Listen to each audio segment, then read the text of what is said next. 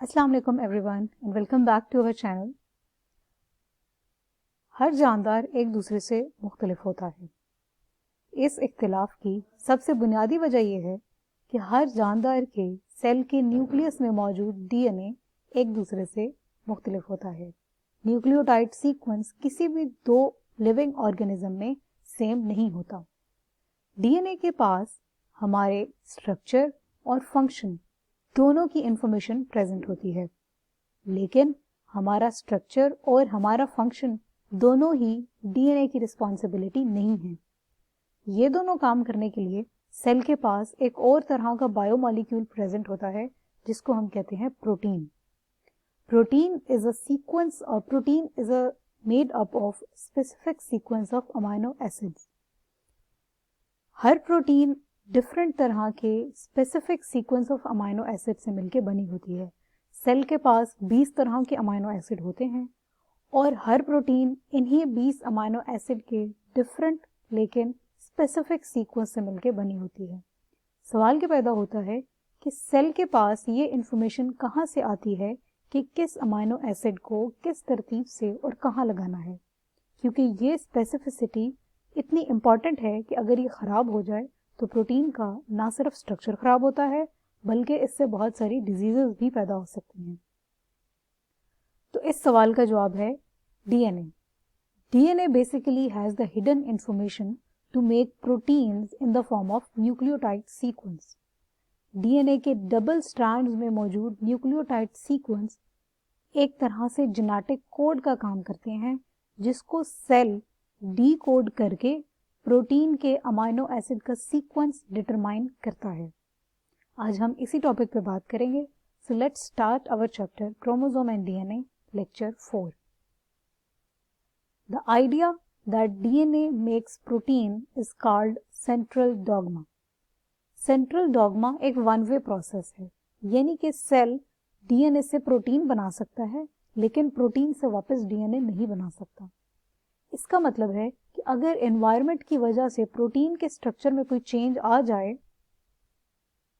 तो इस प्रोटीन में आने वाले चेंज की वजह से सेल में मौजूद डीएनए को कोई फर्क नहीं पड़ता। लेकिन अगर एनवायरमेंटल म्यूटेशंस की वजह से डीएनए में कोई चेंज आ जाए तो उससे बनने वाली प्रोटीन भी अफेक्टेड होती है। अब डीएनए चूंकि न्यूक्लियस में प्रेजेंट होता है और प्रोटीन बनाने का काम साइटोप्लाज्म में किया जाता है, लिहाजा सेल को एक इंटरमीडिएट की ज़रूरत होती है जो कि न्यूक्लियस में मौजूद डीएनए से इंफॉर्मेशन लेकर साइटोप्लाज्म तक आए और फिर उससे प्रोटीन बनाई जा सके। ये इंटरमीडिएट मैसेंजर आरएनए होता है। जैसा कि इसके नाम से पता लग रहा है, ये एक मैसेंजर का काम करता है। डीएनए से मैसेंजर आरएनए बनाने के प्रोसेस को हम कहते हैं ट्रांसक्रिप्शन, और मैसेंजर आरएनए बनने के बाद जब साइटोप्लाज्म में आता है तो वहां आके प्रोटीन बनाने का जो प्रोसेस होता है उसको हम कहते हैं ट्रांसलेशन। डीएनए से आरएनए बनाने के लिए जिस एंजाइम की जरूरत होती है उसको हम कहते हैं RNA polymerase. RNA polymerase is an enzyme which is required to form RNA from DNA. इस एंजाइम के 4 सब यूनिट्स होते हैं, एक अल्फा, 2 बीटा और एक सिग्मा। अल्फा और 2 बीटा जो सब यूनिट्स हैं ये मिलके कोर एंजाइम यानी कि main enzyme activity carry out करते हैं, और सिग्मा फैक्टर का काम ये है कि ये डीएनए के उस रीजन को रिकॉग्नाइज करता है जहां से ट्रांसक्रिप्शन स्टार्ट करनी है। आरएनए पॉलीमरेज की एक प्रॉपर्टी ये भी है कि इसको अपना काम स्टार्ट करने के लिए प्राइमर नहीं चाहिए होता। इसके मुकाबले में जो डीएनए पॉलीमरेज एंजाइम है उसको अपना काम स्टार्ट करने के लिए प्राइमर चाहिए होता है। सेल के पास 3 तरह के आरएनए होते हैं, राइबोसोमल आरएनए, मैसेंजर आरएनए और ट्रांसफर आरएनए। लिहाजा सेल के पास आरएनए पॉलीमरेज भी 3 तरह का होता है। आरएनए पॉलीमरेज 1 जो कि राइबोसोमल आरएनए सिंथेसाइज करता है, आरएनए पॉलीमरेज 2 जो कि मैसेंजर आरएनए सिंथेसाइज करता है, और आरएनए पॉलीमरेज 3 जो कि ट्रांसफर आरएनए सिंथेसाइज करता है। एक और इम्पॉर्टेंट इंफॉर्मेशन जो हमें पता होनी चाहिए वो है the difference between sense and antisense strand. हम जानते हैं कि आरएनए हमेशा सिंगल स्ट्रैंडेड होता है जबकि डीएनए डबल स्ट्रैंडेड होता है। तो सवाल ये है कि single stranded messenger RNA DNA के किस स्ट्रैंड के अगेंस्ट सिंथेसाइज होता है। डीएनए के 5 प्राइम टू 3 प्राइम स्ट्रैंड को हम कहते हैं कोडिंग स्ट्रैंड, और 5 प्राइम टू 3 प्राइम को कहते हैं कोडिंग, और 3 प्राइम टू 5 प्राइम स्ट्रैंड को कहा जाता है टेम्पलेट स्ट्रैंड। तो आरएनए टेम्पलेट स्ट्रैंड के अगेंस्ट बनता है from 5 prime to 3 prime direction, यानी कि आरएनए पॉलीमरेज यहाँ से अपनी एक्टिविटी स्टार्ट करेगा और राइट साइड पे 3 प्राइम डायरेक्शन की तरफ मूव करके मैसेंजर आरएनए सिंथेसाइज करता रहेगा। ट्रांसक्रिप्शन को अपनी आसानी के लिए हमने 3 स्टेप्स में डिवाइड किया है, हालांकि ये कंटिन्यूअस प्रोसेस है। इनिशिएशन फेज का मतलब है ट्रांसक्रिप्शन का स्टार्ट होना। ट्रांसक्रिप्शन तब स्टार्ट होती है जब आरएनए पॉलीमरेज डीएनए के प्रोमोटर रीजन को रिकॉग्नाइज करता है।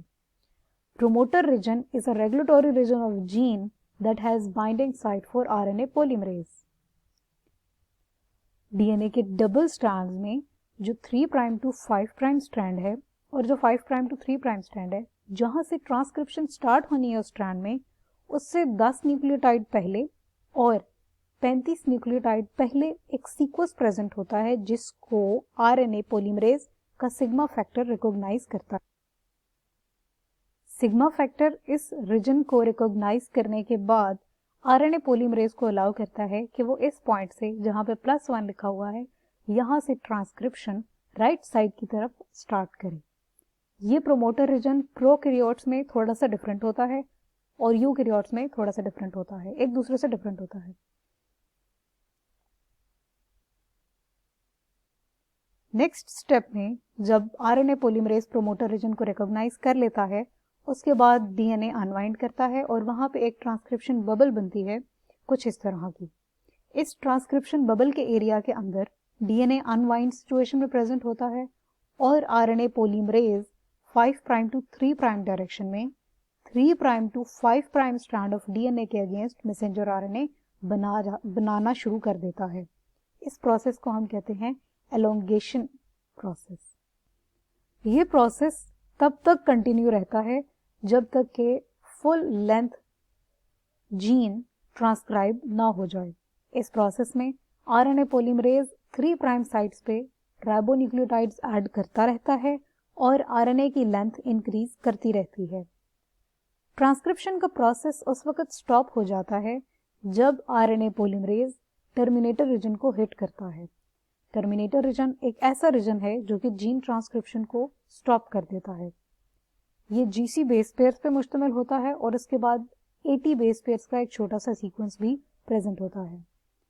इस रीजन में मैसेंजर आरएनए जो बनता है आरएनए पॉलीमरेज के जरिए, वो अपने आप को एक लूप लाइक स्ट्रक्चर में अरेंज कर लेता है और एक हेयर पिन बना देता है जिसको हम कहते हैं जीसी हेयर पिन। इस जीसी हेयर पिन के बाद पोली यू न्यूक्लियोटाइड्स का एक सीक्वेंस प्रेजेंट होता है जो ये इस बात को शो करता है कि यहाँ पे ट्रांसक्रिप्शन खत्म हो चुकी है। फॉर एग्जाम्पल लाइक दिस, यहाँ तक जब मैसेंजर आरएनए सिंथेसाइज करेगा तो यहाँ पे जीसी हेयर पिन, यहाँ पे जीसी बेस पेयर्स और उसके बाद पोली ए न्यूक्लियोटाइड्स हैं जिसके अगेंस्ट पोली यू न्यूक्लियोटाइड्स बनते हैं। ये जो जीसी बेस पेयर्स का सीक्वेंस है ये अपने आप को एक लूप बना लेता है लाइक दिस, जिसको यूं अज्यूम किया जा सकता है कि जैसे कढ़ाई के बाद एक गिठान लगा दी जाती है। दैट मीन्स कि यहाँ पे ये प्रोसेस खत्म हो चुका है और उसके बाद एक छोटा सा पोली यू न्यूक्लियोटाइड का सीक्वेंस 3 प्राइम एंड पे प्रेजेंट होता है। दैट मीन्स कि एक मैसेंजर आरएनए सिंथेसाइज हो चुका है। अब ये मैसेंजर आरएनए न्यूक्लियस की मेम्ब्रेन में मौजूद पोर्स के जरिए न्यूक्लियस से बाहर ट्रांसपोर्ट हो जाता है। वहां पे मौजूद राइबोसोम्स इसको रिसीव करते हैं और इसको डीकोड करके प्रोटीन्स बनाते हैं। इस पूरे प्रोसेस में binding of RNA polymerase, DNA unwinding and formation of transcription bubble को इनिशिएशन कहा जाता है। आरएनए पॉलीमरेज जो पॉलीमरेज एक्टिविटी कैरी आउट करता है जिससे मैसेंजर आरएनए की लेंथ इंक्रीज होती है टर्मिनेशन से पहले, उस प्रोसेस को हम कहते हैं एलोंगेशन। और जब टर्मिनेटर रीजन पे पॉलीमरेज पहुंच जाता है और वहां जाके जीसी हेयर पिन बनाता है तो उस प्रोसेस को हम टर्मिनेशन की कैटेगरी में डाल सकते हैं। That's all for today's lecture. If you have any question, then feel free to ask them in the comment section. Thank you.